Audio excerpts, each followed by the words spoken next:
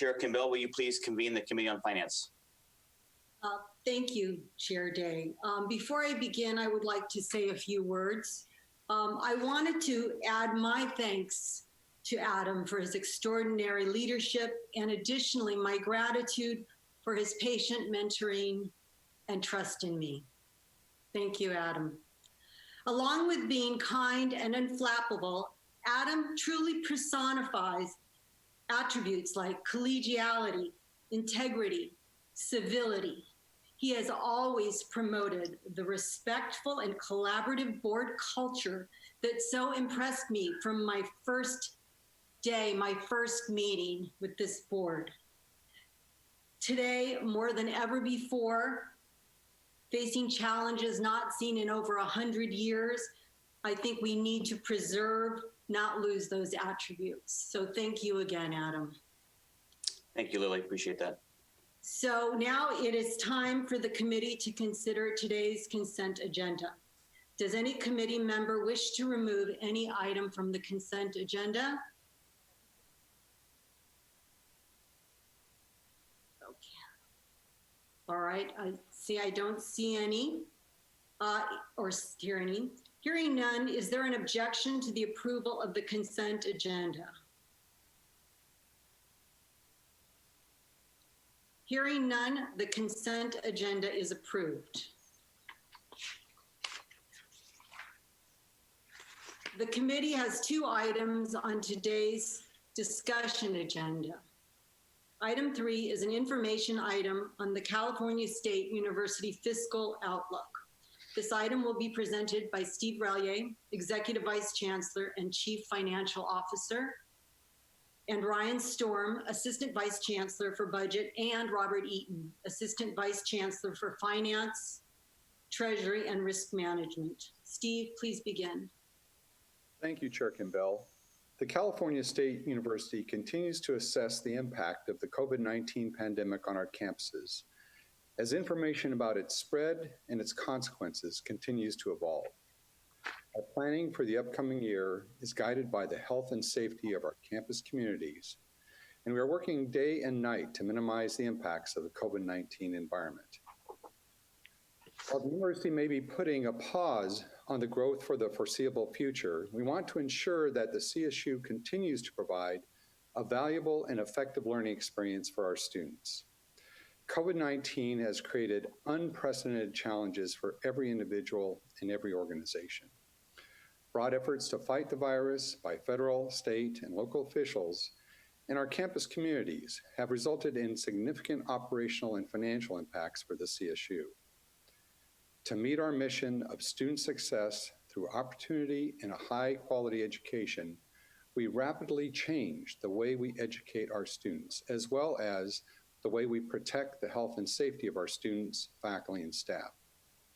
In light of the impacts of that COVID-19 has had on our financial position, today we'll provide you with a report on the fiscal condition and outlook of the CSU as we look to prepare for the upcoming academic year. Joining me for this presentation are Assistant Vice Chancellor for Budget, Ryan Storm, who will brief you on the state's updated budget timeline and the fiscal outlook as a result of COVID-19, share the economic impact to the CSU, and provide you with an update on the federal stimulus and relief programs that are helping mitigate the adverse impacts on CSU operations. Then following Ryan will be Assistant Vice Chancellor for Finance, Treasury, and Risk Management, Robert Eaton, who will provide an overview of the financial markets, their impact on our ability to access capital and the value of our investments, as well as describe CSU's operational liquidity. We will then close the presentation with some thoughts on the path forward for the CSU as we address the challenges in the year ahead. So with that, let me turn the presentation over to Ryan. All right, thank you, Steve. I will begin with the fiscal impact of COVID-19 on the state budget. Just last week, on May 7th, the governor's administration shared that the severe drop in economic activity has created a state budget deficit of $54.3 billion. That is $13.4 billion in the current year and $40.9 billion in the upcoming fiscal year. $54 billion is equivalent to 1/3 of the state's annual general fund budget. To provide you a greater sense of the situation, during several recent legislative budget hearings, the Legislative Analyst's Office and the Department of Finance expressed significant concern with conditions for this recession, that they could be worse than those experienced during the Great Recession, and that this situation will persist for several years. This is clearly a sharp change.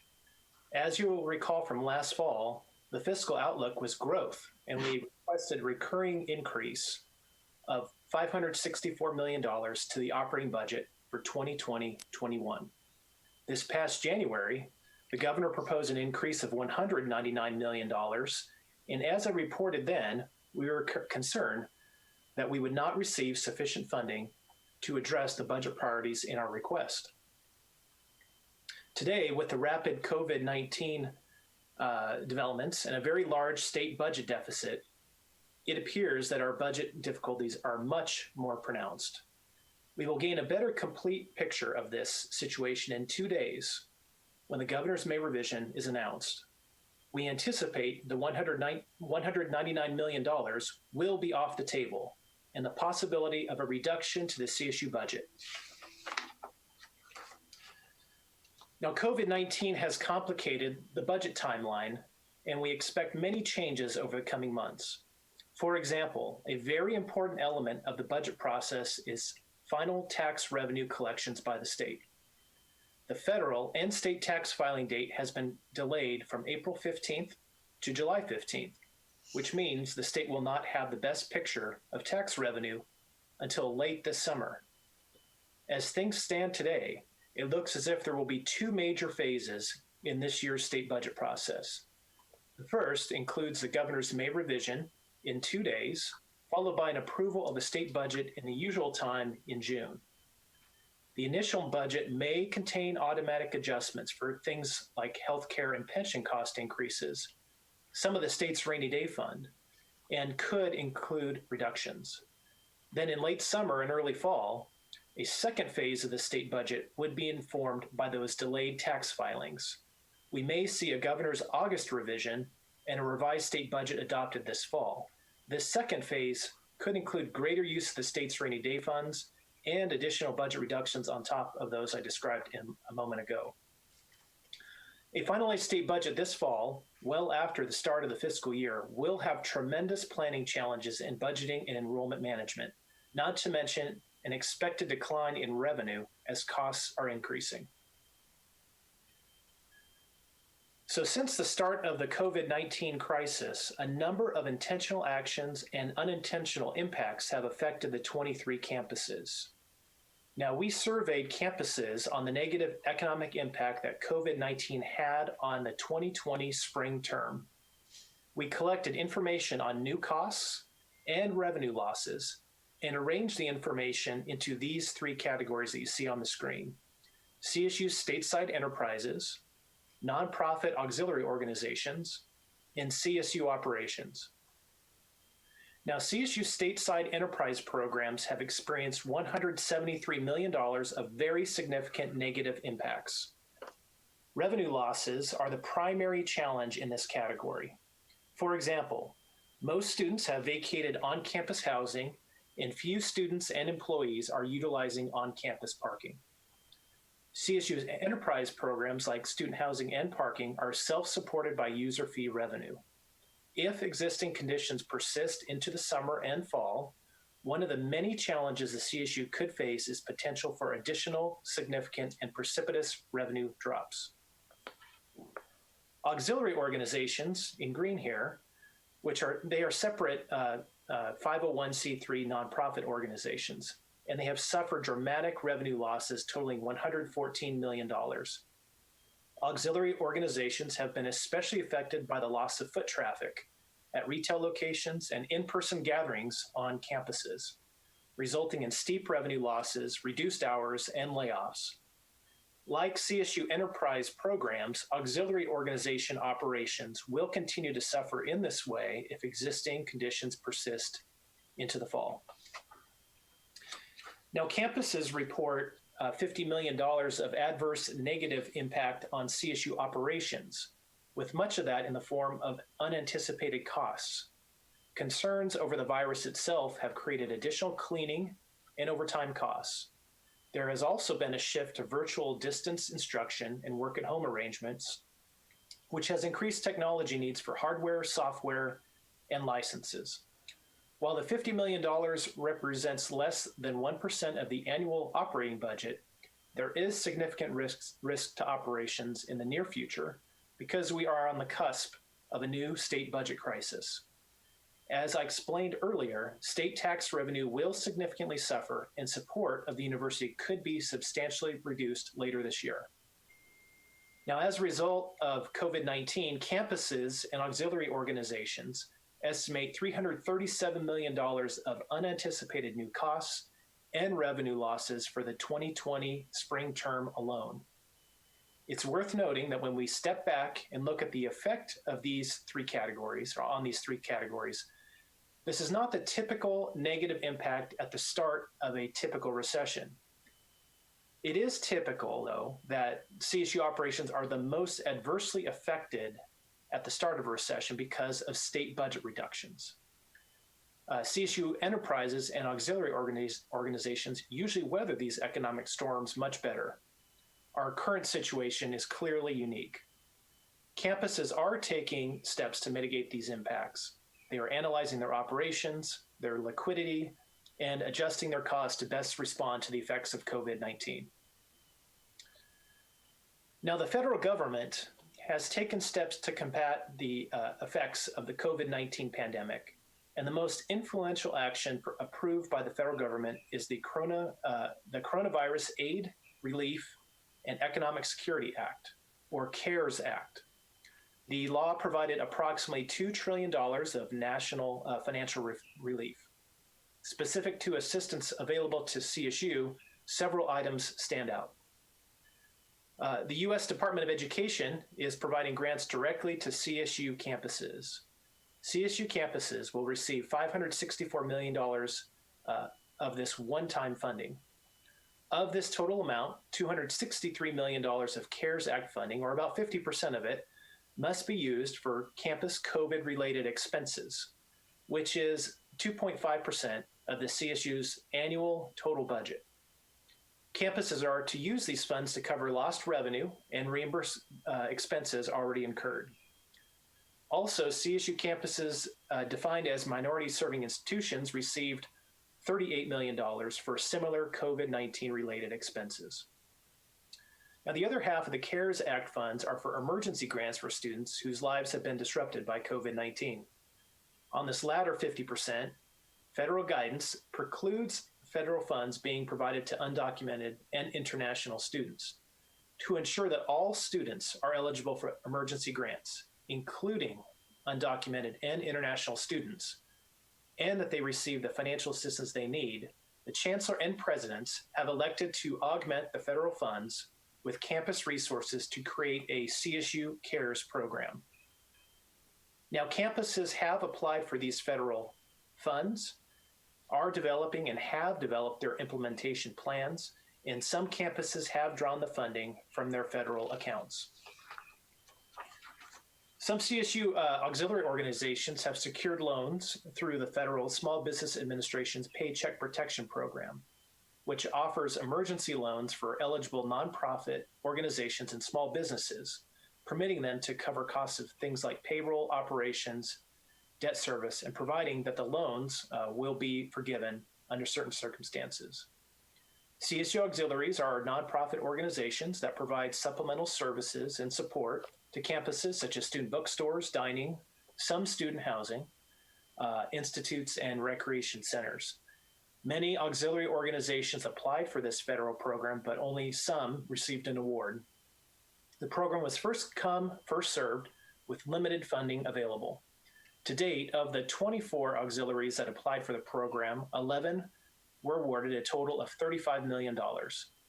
The federal funding certainly is helpful to some auxiliaries, but of no help to many others.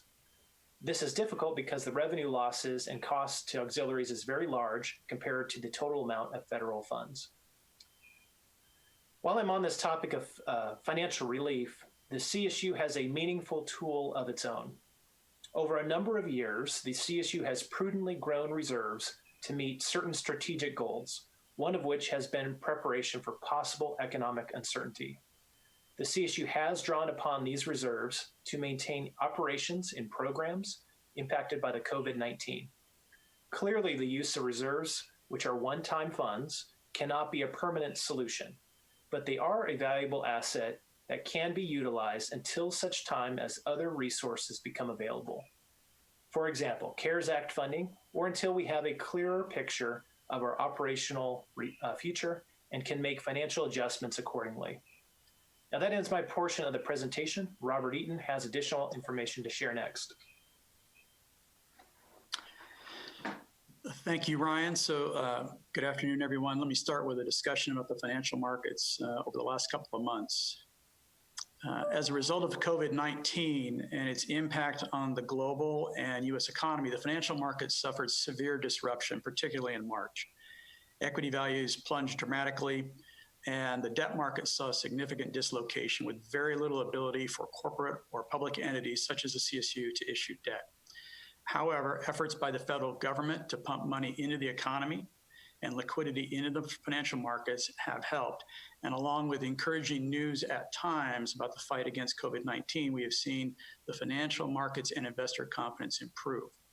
Equity values have recovered some, but certainly not all of the value that was lost back in March.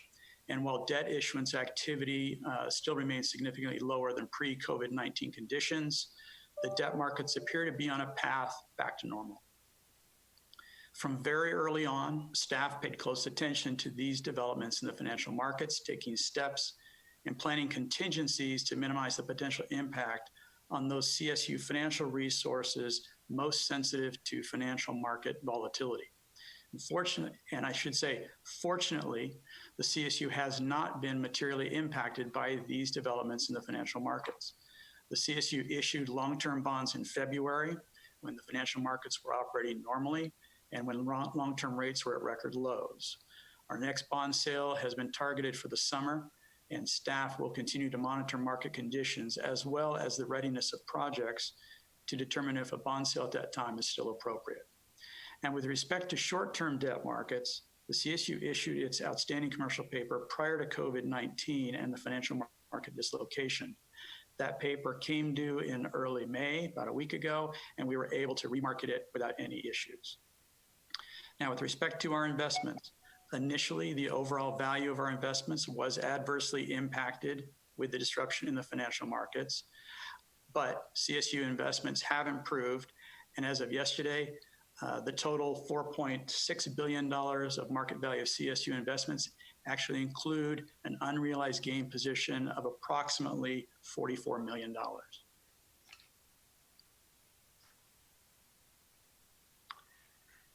Now, in response to COVID-19, the CSU has made a number of key decisions in the interest of serving the educational needs of students, while also protecting the health and safety of students, faculty, and staff. Nevertheless, and as shared a moment ago by Assistant Vice Chancellor Storm, some of these decisions have resulted in adverse financial impacts on the CSU and its operations for the fiscal year 2019-2020. As also mentioned by Assistant Vice Chancellor Storm, the CSU has been able to draw upon reserves due to the liquidity of our investments. And let me pause a moment to make sure that we're all on the same page about what I mean by the term liquidity. Liquidity means cash available to meet ongoing operations. And so for the CSU, liquidity means cash in our investment portfolio or the ability to readily convert our investments to cash without suffering material loss on the value of our investments.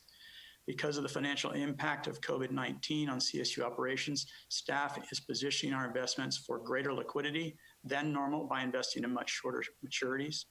And in addition, in April 2020, the CSU Investment Advisory Committee decided to reduce the transfer of $150 million from the liquidity portfolio into the total return portfolio. This had been previously planned for the fiscal quarter here in 1920, and instead approved a much more modest transfer plan of $5 million per month through August.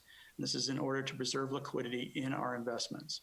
In August, the CSU Investment Advisory Committee we'll reevaluate the transfer plan and make adjustments as needed. By adding greater liquidity to our investments, we increase our ability to meet unanticipated expenses, and we gain greater degrees of freedom in responding to COVID-19. Let me now turn the presentation back over to Executive Vice Chancellor Relyea for some closing remarks. Thank you, Robert. So as you can see, we've been actively addressing operational challenges and evaluating the financial impacts of COVID-19. Our decisions are guided first and foremost to protect the health of our students, faculty, and staff. Our near-term evaluation and planning will be a continuous process that depends on a variety of circumstances, such as the pace of the progress in the fight against COVID-19, federal and state support, and enrollment outlooks. We're closely monitoring all of these interconnected pieces. As circumstances evolve in the upcoming weeks and months, we will zero in on the details related to how we will ensure a successful fall term, how we will have more clarity on activities such as the repopulation of our campuses in a thoughtful approach. While we have been and must continue to be flexible and nimble in order to find creative ways to navigate through the current challenges, we will never lose sight of our mission to ensure the success of our students.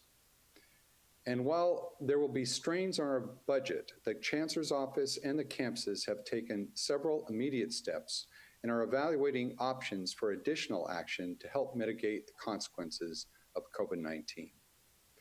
Campuses are analyzing their operations, their liquidity, and adjusting their costs to best respond to the effects of COVID-19. Actions include, but aren't limited to, putting a freeze on hiring, eliminating nearly all travel, implementing other cost savings and efficiencies, including consolidating functions. We have and will use the CARES Act funding to help students and deal with the institutional costs that Ryan described earlier. We will maximize our reimbursements from the Federal Emergency Management Agency, or FEMA. We will advocate for additional federal funds and will utilize designated balances and reserves while maximizing our liquidity. In addition, investments made such as in technology will be leveraged into the future and will advance our ongoing efforts to optimally deliver instruction and streamline our processes. Despite the likelihood that many years of steady growth and increased investment from the state will be placed on hold, our commitment to our students and their education will continue undiminished. CSU will be a crucial partner for the state of California as we look to a post-COVID-19 world. CSU is the state's greatest producer of bachelor's degrees and is a vital economic engine that drives California's economy. The current times have highlighted the importance of this CSU as our university prepares California's future nurses, California's teachers, and other individuals that are key to our state's economy. The state's investment in the CSU mission will be essential to CSU getting the state economy back on track. That concludes our presentation, and Ryan, Robert, and I are happy to address any questions. Thank you. Thank you, Steve, for that presentation. Are there any questions or comments from the board? All right. Can you raise your hand if you, let's see. All right, I have Jack McGrory, Larry Adamson, Hugo Morales, Trustee Garcia, and the Lieutenant Governor. Can you start, Trustee McGrory? Yes, that was a great presentation, very crisp and understandable. What in the CSU enterprises, where we've lost $173 million in this fiscal year, are we in trouble with any of our debt service covenants? On a lot of those are debt service financed, bond financed. Do we have any issues there that are beginning to arise? So let me start, and then I'll turn it over to Robert to add whatever thoughts he has. But Trustee McGrory, first of all, you zeroed in on a very important question. And as Ryan indicated, this is the first time in my career, and I think all of our careers where we've seen something that looks a lot like a recession and its impact, but is completely different in that right now, for the moment, the state-supported operations, the main operating budget is fairly much not impacted significantly, but you do have these other operations like these self-funded enterprises, which normally do okay in a recession, who are taking it very hard. Each of those operations has to be looked at individually. Robert and his team are looking on a daily basis at the liquidity needs of those operations.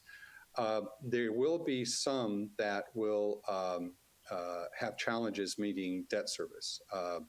And of course, it is those operations who have issued more debt than others or have, say, brand new projects, particularly those that don't, like housing, for example, where there's not much revenue coming in right now.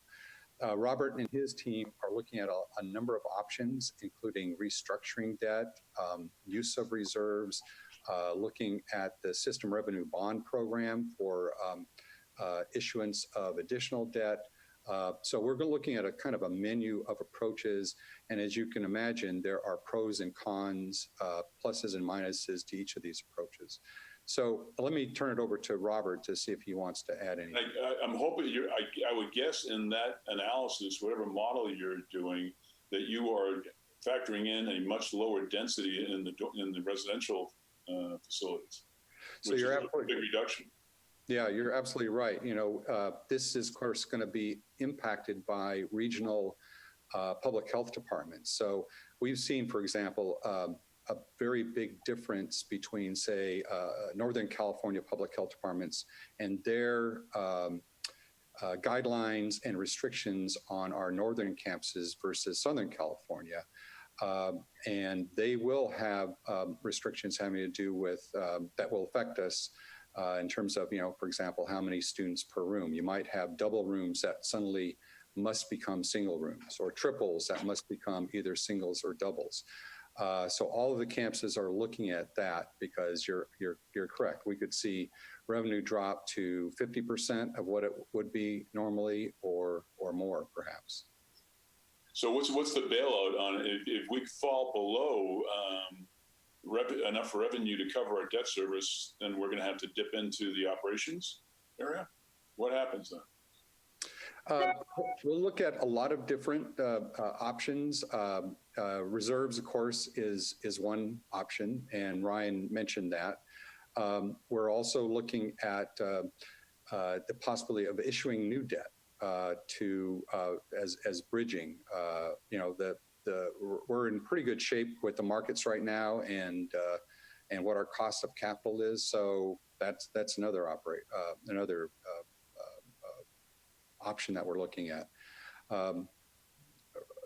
Robert, did you want to add anything to that? Yeah, a couple of things. So first of all, with respect to the perspective of the average bondholder who looks at the CSU as one legal entity. So all revenues that stem from the operations are pledged to them. It's all mixed. So they don't look at programs individually. They don't look at projects individually. They look at the CSU as a whole. And that's one of the strengths of us.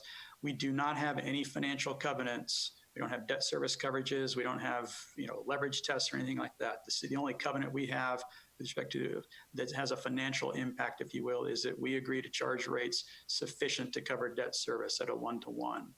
One of the strengths we have is not just the housing revenues and the enterprise revenues, but also tuition is pledged to the bondholders as well. Now, obviously, that's spoken for a lot of operations, but from the perspective of the bondholder, we have plenty of revenue coverage from their standpoint from it. So I don't see, there's no issue from us in terms of tripping a financial covenant from the perspective of the marketplace.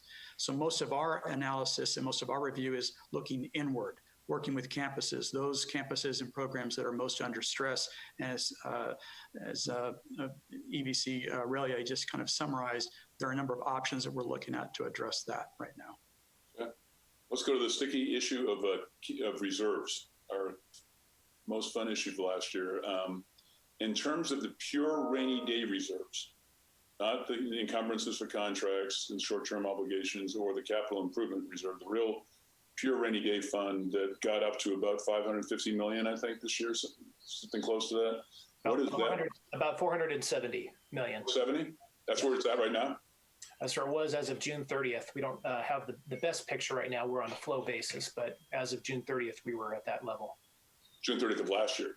Yes. I thought during the year we had gotten to increase it a little bit, or 470 is the number then. I don't have a better number to share with you at this point. No. And that's all on the operation side? It is, yes. Okay. Then the other one is I keep on hearing a debate in the media about whether incoming students or returning students should be taking a gap year to avoid this thing, the virus on the campuses and all that. What has all of this done in terms of our enrollment for next year? Are we seeing a reduction in people committing to come to the CSU campuses, or are we staying the same? Where are we at? Yeah, I can start, and then I'll ask Vice Chancellor Blanchard to also add his thoughts, because he's much closer to this. But we're watching very carefully, the intent to register from students to various campuses. And campuses have different deadlines. I'll turn it over to EVC Blanchard to go beyond that. So thank you very much. It is difficult, as Steve just mentioned, difficult to gauge at this point because we've got about half of our campuses based on the request of students and families. They've extended their enrollment deadlines until June or later to give them more time, especially on the financial side. And so I can say that just based on some preliminary, and I'll even call it anecdotal data that I've seen from a few of the campuses that have that kept their May 1 deadline, that the enrollments there seem to look relatively good based on those that have declared that they will declare their intent to enroll at the campus. But as we well know, Trustee McGrory, that everything really relies on our ability to see them enrolled in those classes when the fall semester begins. So I know it's a nebulous answer, but the reality is that it's very difficult to really know, especially when we've got half of our campuses that are still awaiting final decisions from students based on their extended enrollment deadlines. So far we're holding pretty well. Yes, based on the campuses that I've been in communication with thus far. Okay, and then I know there's a debate about payroll protection plan money, the loans / grants that are coming in. Are we keeping all the 35 million? Yeah, we've been hearing anecdotally that campuses are reviewing the rules of the program now that they've been awarded. It's kind of they've been awarded, and then more clarifying detail is coming out from the federal government in terms of guidance. But there are some instances where campuses are opting not to continue with that program. But I don't have a good sense right now about how much of that 35 million, other than some of it has eroded. Okay.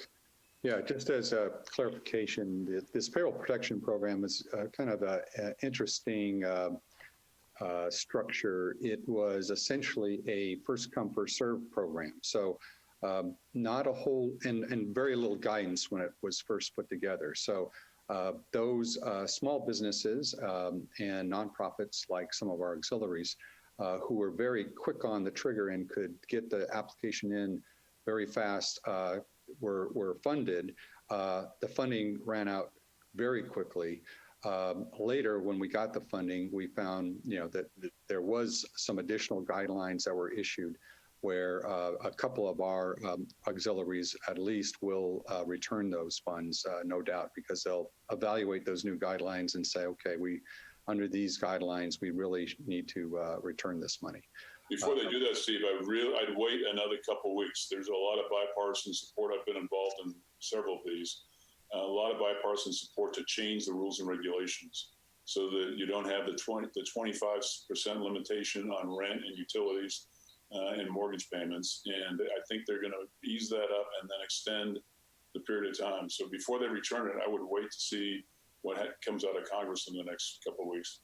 We'll do that. We'll do that. One of the issues was, of course, whether or not how you count employees of an organization. And of course, it had to be below a certain size. And because we have a lot of auxiliaries employ our students, and they may be just a few hours a week, under those guidelines, they were counting them as full-time staff. So we were in a way penalized in that regard.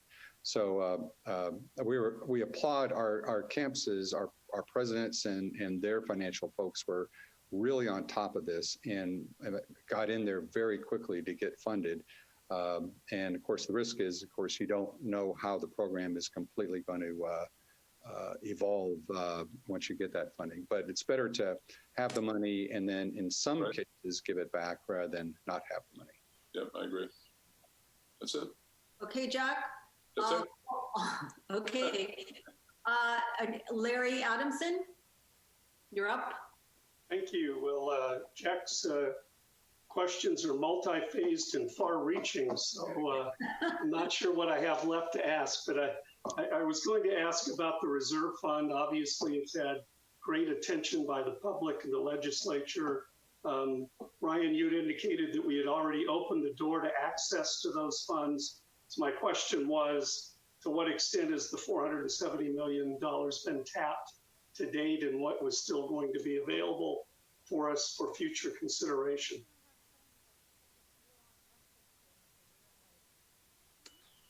Well, I guess a couple things to point out was that, as I said in my remarks, this was a survey that we conducted with all 23 campuses, and we did that very early in April.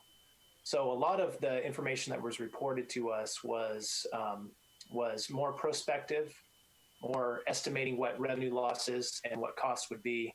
We did have a number of costs and revenue losses already realized. At that point, we were reporting campuses had been issuing refunds for housing and for parking. I think probably the best thing in terms of a point in time to look at would probably be that slide 4 that I shared with you on screen earlier. It had the bar charts. And if you were to combine the CSU Enterprises number, coupled that with the operating fund, that was about a $220 million combined cost and or revenue loss between operations as well as the CSU Enterprises. So for all intents and purposes at this point in time, with us being very early on in this crisis and really trying to get a really good handle on understanding how this is all playing out in terms of the use of reserves, I think that's your best point of reference at this point. Obviously later, and when we get closer to the year end and when we have actual information reported in from campuses about what their ins and outs were in terms of their finances, we'll have a better picture of that. But I think that 220 of that combined slide is probably your best number to work with right now. So that would be your blue column that's just on the screen now, combining that with the red column there, CSU operations. Thank you. That answers.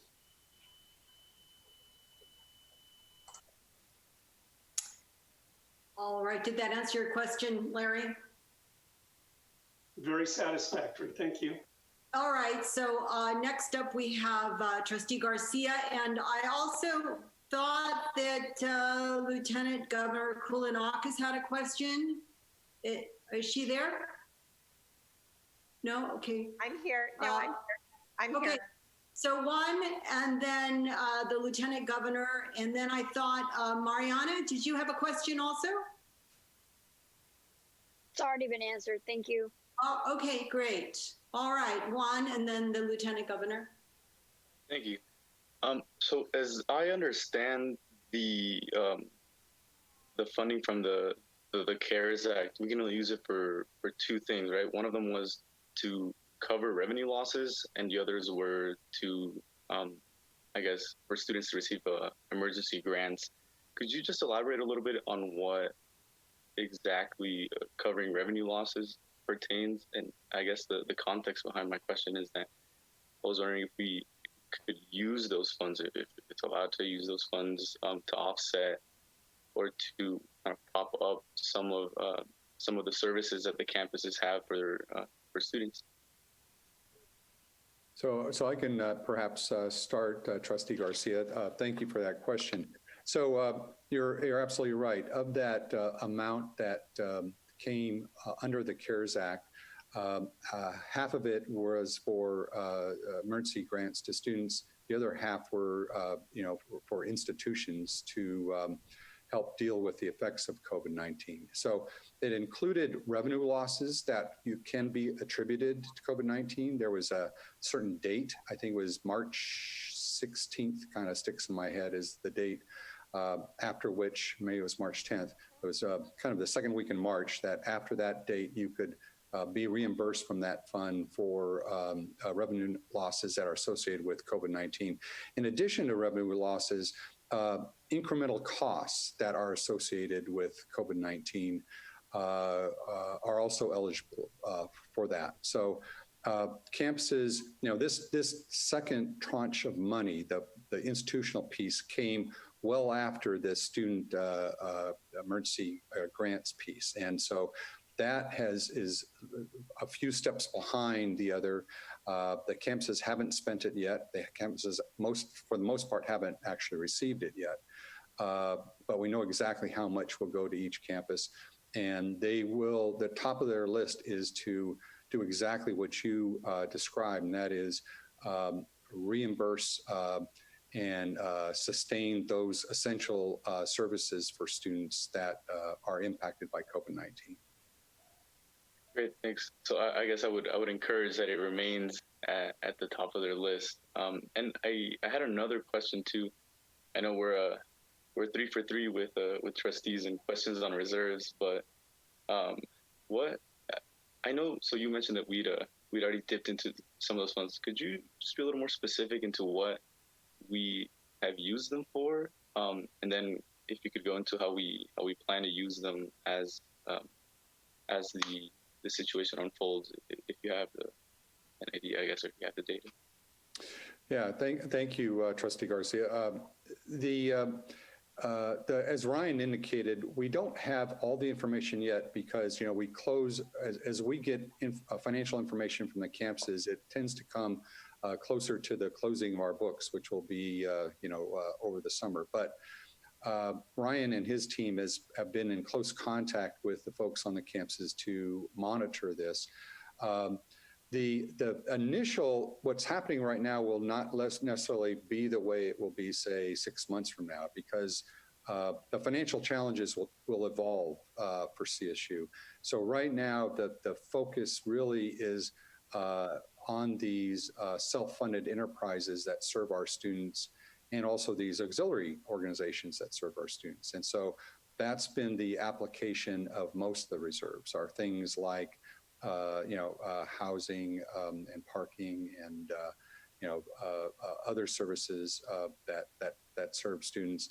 To Trustee McGrory's question about debt service, that obviously is a key tool to ensure that we continue to pay the debt service and protect the credit rating and the sustainability of those operations. But that will evolve over time. The other shoe that's going to drop in the not distant future is going to be on the state operating budget, and so that money will be applied in other ways as we go forward. So the way that campuses use those reserve funds, do they have to, I guess, can they decide what to use it for, or is it uniquely at the discretion of the Chancellor's office? It's the former rather than the latter. And, it's funny because we of course, act as a central bank in a lot of ways in terms of how we manage those funds and manage the cash, manage the investments and liquidity. But in terms of where they actually sit, those reserves are actually spread across 23 campuses, and on each of those campuses, many multiple organizations. So there are, a lot of smaller pots of funds, and some of those funds have restrictions and some have less restrictions. So it really is determined by the campuses. And actually that's the way it should be, because the campuses have a much better knowledge of where the pain points are and what is going to be the best way to protect the essential services to our students. Thank you. Okay, thank you. Lieutenant Governor? Thank you. Just going back quickly to your bar chart that showed the 3 categories, and the 2 in particular you told us to focus on, the CSU enterprises and the CSU operations, totaling a loss of about $220 million in this period. Is that net of any savings, things like electricity bills? You mentioned travel, but is all of that worked into those numbers? So that was one question. And 2, back to my back of the envelope question, recognizing that you've laid out a lot of variables, how confident are we that we can avoid even a conversation about a tuition increase in this environment? So first of all, thank you, Lieutenant Governor. I'm going to actually, before I answer the first part of your question about whether those 2 bars were net or not of any savings, I'm going to turn to Ryan and just make sure, because he knows better than I do. That's net. What I would say is that that's really a gross number. Remember, we were doing this survey very early in the process. So this is before CARES money. This is before campuses were doing what they're doing, which is they're evaluating all of their operations. So it's really a gross number, a number of both realized revenue and revenue losses, as well as costs, as well as anticipated. So I'd consider it a gross number, or a pre-offset sort of set situation. So getting back to earlier a little bit about how Trustee Adamson and Trustee Garcia were going in their line of questioning, one thing that still needs to be reconciled is when campuses have realized actual costs and revenue losses, there is the opportunity to use this CARES Act money to offset some of those losses, right? And so we just aren't at that point where we're able to say, all of this has been reconciled to where it has been completely offset by the federal funds or not. So it's still premature to come to a conclusion. But that listing that you saw there on that slide 4 is just the initial outtake of what we think the 220 is right now. Can you give us any sense of what the savings on operations in particular are? Putting aside CARES funds or other income, surely there are cost savings associated with not having operations. You're right. Yes, that is the case. The problem is we haven't quantified that to this point, but we will by the end of the fiscal year. And moving on to the second question, Governor, is much harder to answer, and that was about tuition as an option. It's obviously not an option that we want to put anywhere on the list other than the kind of the last option for us to take a look at. The big unknown, of course, there's a lot of unknowns about COVID-19 and what's going to happen in the summer and the fall. Will there be a second wave? Those kind of things. But the next big piece of information we're going to get later on this week is on the governor's May revision. And this is, as you know, this is not going to be the normal May revision from the standpoint that a key data point, which is income tax revenue, is not fully known at this stage because of moving the tax deadline from April to July. But the governor will come out on Thursday with a revised budget. While it's not for certain, our guess is that will give us more information about how this will affect CSU's operating budget next year. Also, we think there's a good chance that since the tax revenue deadline has been pushed, that there may actually be an August governor's revision budget and a final budget, and maybe not even happening until late summer, early fall. So those are the variables. You probably also know that at the very end of last week, in addition to what the Department of Finance came out with in terms of their $54 billion projection, that the Legislative Analyst's Office came out with two scenarios. One, that scenario they termed an optimistic scenario, which was an $18 billion shortfall for next year. And the other was a pessimistic scenario, which was about a $31 billion shortfall. So and we're looking at those very carefully, looking at the assumptions.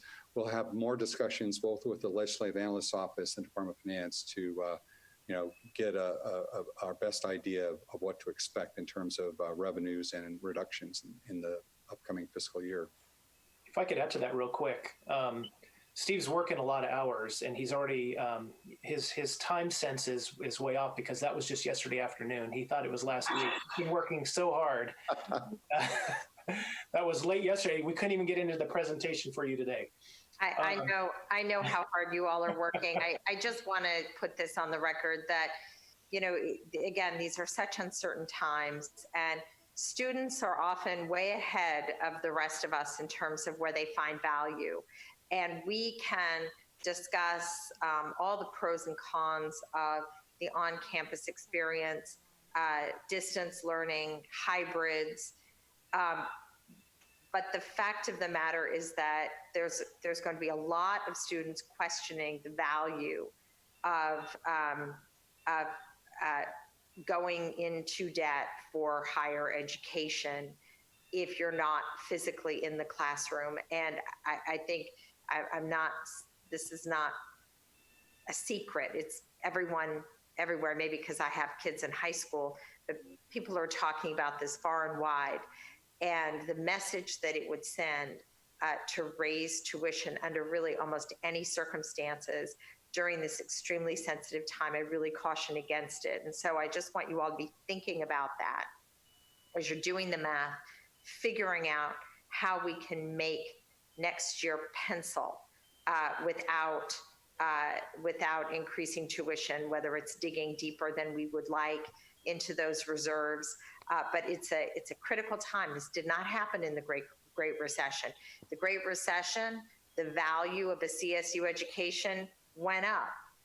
The fact of the matter is it's still a great value compared to private universities. It's an awesome value. Sending a message that during this time of transition that we're going to be able to, if possible, make our way through it without touching that. Again, I know this is a public forum. I know it's a sensitive topic, but I do think it's really important under these circumstances to put that marker down. I really appreciate your comments, and I can tell you that they're taken to heart. I know that all 23 of our presidents, as well as the folks in the Chancellor's office, have a similar view that of all the options and tools and alternatives to look at as we go through this period of time, tuition is the one we like the least, and we really want to keep that as our very last option. I can tell you also that the presidents and their teams on the campuses are working very, very hard to find other options other than tuition to reduce costs, increase revenues, and continue to offer a top quality education for our students. And even though, and I think it was referred to earlier, even though we did turn on a dime to go from face-to-face to a virtual environment, there were a lot of lessons learned during this spring semester, and we're going to carry those lessons into the summer, into the fall. And I expect that the campuses will be doing even a better job at delivering a very high quality education that will be mostly virtual with some exceptional physical stuff. But this is a huge focus, and the presidents and their teams are spending an enormous amount of time ensuring that that's the case. I just thank you for that, Steve. I just wanted to address that issue that the Lieutenant Governor raised, and I think Jack also talked about this sort of push that's been out there a little bit. I've read these exhortations for students to take a gap year and things like that. And my feeling is that what if this virus continues the way it just predicted, you just wonder, what can a student do? The jobs aren't going to be there, which would have been the case, say, during the Great Recession. So I think that the better course, considering what we know about short history just a while ago in the Great Recession, that those individuals with a bachelor's degree at least fared so much better in terms of job earning, job loss than those without it. So I just want to say, kids, stay in school, start school, and everybody's going to be going to virtual learning, and we can, discuss the pros and cons. Is it as good? Is it not as good? But the reality is that is the safe thing that we can do at this point. So that's just my 2 cents. And of course, none of us, we will look at a raise in tuition as sort of the last resort, and hopefully don't have to resort to that. So I have Hugo Morales and then Jack again. Yeah, I want to ask a question of Robert Eaton. And I wanted to remind me again of our fiscal year, where it begins, where it ends. And then also thank you and the rest of the staff for doing such a good stewards of our resources and proper investments so that our grading has not changed. So that's wonderful. But I also wanted to know about in higher ed across the U.S., how are other institutions of higher learning doing in terms of their investments and their grading? And also, what are the prospects for additional support from Washington for higher ed that the CSU may be able to benefit? Thanks. So first of all, just real quickly, the first question, the fiscal year runs from July 1 through June 30th. So we're kind of, the last main reporting period was the end of March. Yeah, okay, so we're going to get some of this information we're asking for as trustees, so these will be available, soon. So thank you. Yeah, as Ryan mentioned, it'll take a while following June 30th for the accounting teams to kind of close the books and then start getting a better sense. So we're hopefully, maybe by July, that might still be too early but we should have some kind of indications hopefully in the July meeting. So with respect to other institutions of higher education, it runs the gamut. There are many institutions, for example, in the Midwest, who prior to COVID-19 were already struggling financially because of, say, lower demand in the Midwest, the Rust Belt in particular. So we were already seeing some consolidations of private institutions, and some of them were really struggling. So they continue to struggle. With respect to investments, one of the reasons we have I think fared well is we've still taken a conservative approach on our investments. So the bulk of our investments are still in high quality fixed income securities. So we're less sensitive, say, to equity, movements in the equity markets. Whereas other institutions, privates in particular, they might have much more exposure to the equity markets and therefore might have much more volatility or impact on their investments. So that's kind of a broad brush in terms of how higher ed is faring.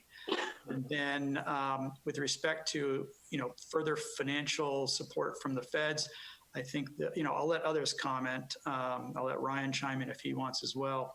But everything I'm kind of getting a sense is that there's a push, that there's a real need. There's going to be a need for more federal support later on in the year, that what we've seen so far cannot be the end of it, just because the general story with higher ed across the nation is that higher education is under a lot of pressure, a lot of financial pressure. And so I think hopefully that'll translate into action at the federal level, but that's not my area of expertise. I'll let others comment accordingly. Okay. Trustee McGrory?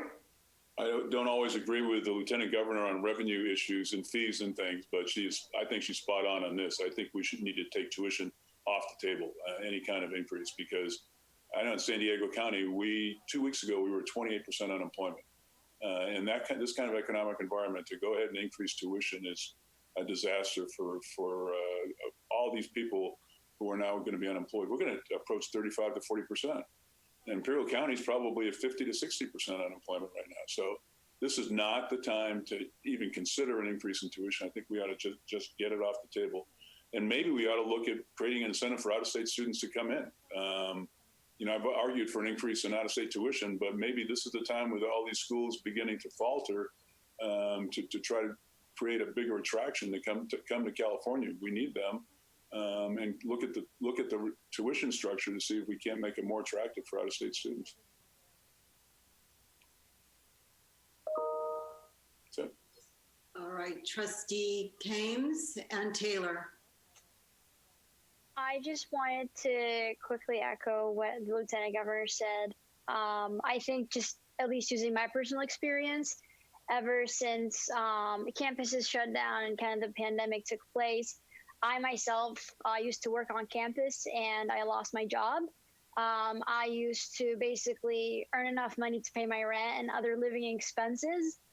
And then now that that happened, it's been incredibly difficult. I am lucky enough to have a family who supports me in huge capacities, but I know that's something that not a lot of students have when we think about student parents, or when we think about international students who, are here and can't go home. And so there are definitely a lot of factors to think about. And, I just really appreciate the comments about having tuition increase or not having tuition increase conversations on the table. So thank you for that. Okay, Trustee Taylor.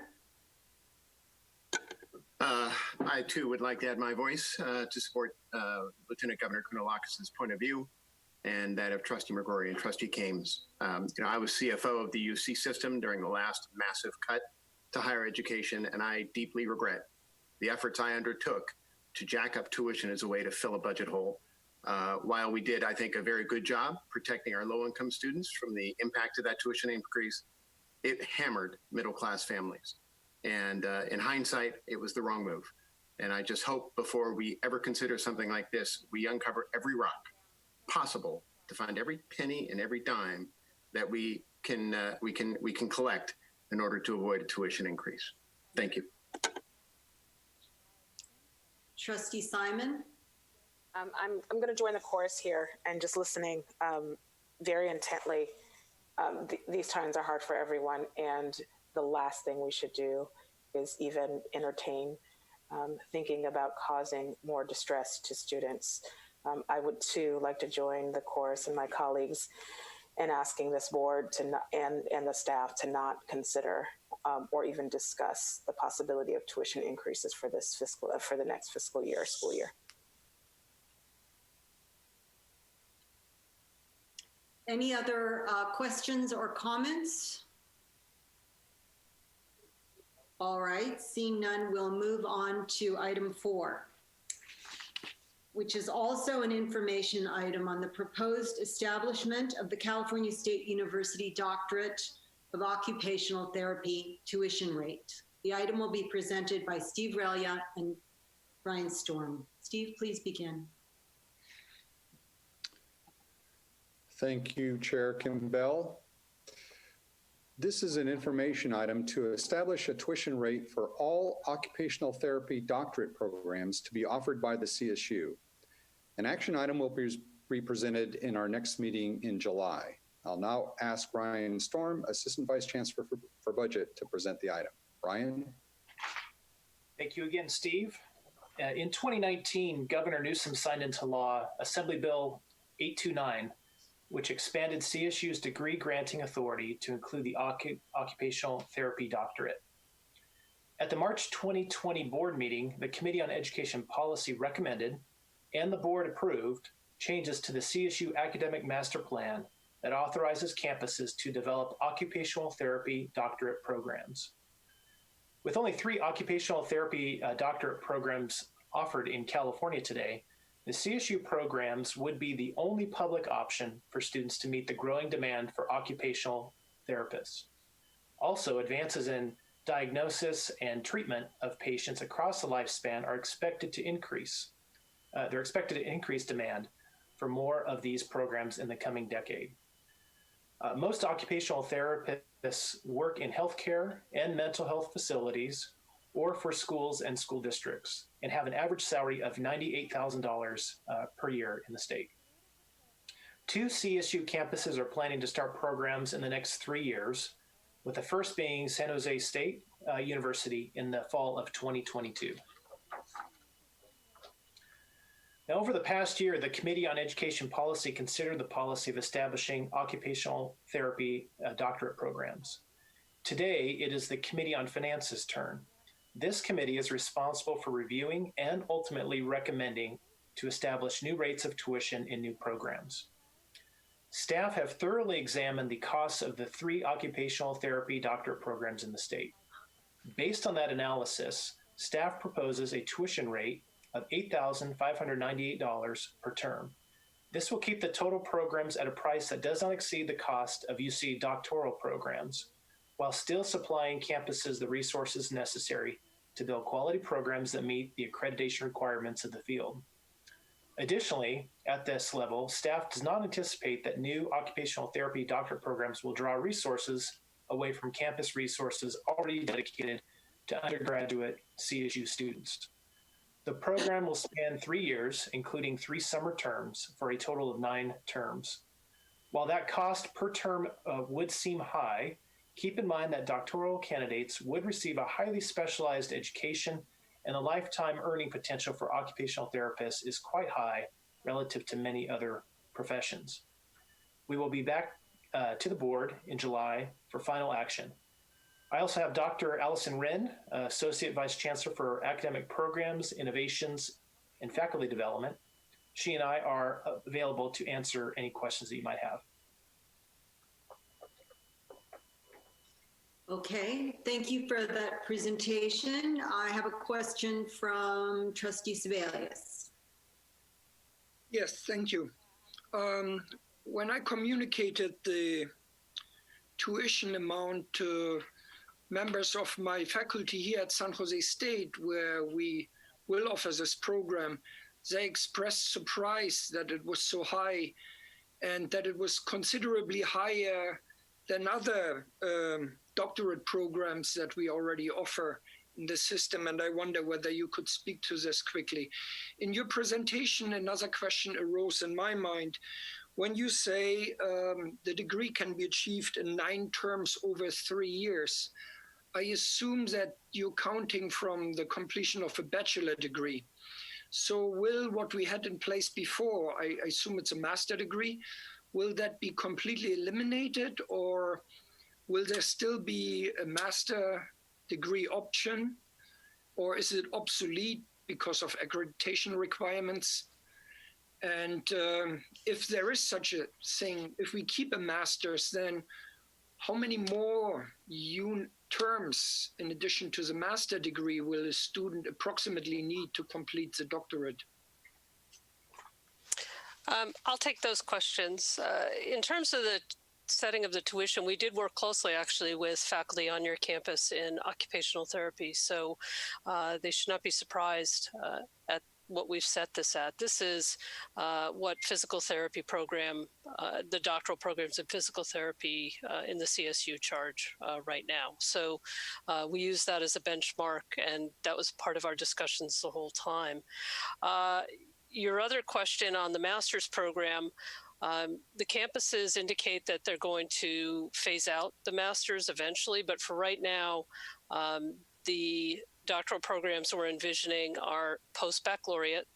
This is the one that would take the the 9 terms total. But there will be a market for postmasters because there are a lot of people with masters in OT who are going to want to earn a doctorate. I can't tell you off the top of my head how many terms that will take. It will obviously take fewer terms for someone with a master's to complete the postmaster's doctorate, but I could find that out for you certainly before the next meeting. No need. Thank you very much. That information suffices. All right, I don't see any more questions or comments. So thank you for the presentation, and that concludes the business of the Committee on Finance. Thank you, Chair Kimbell.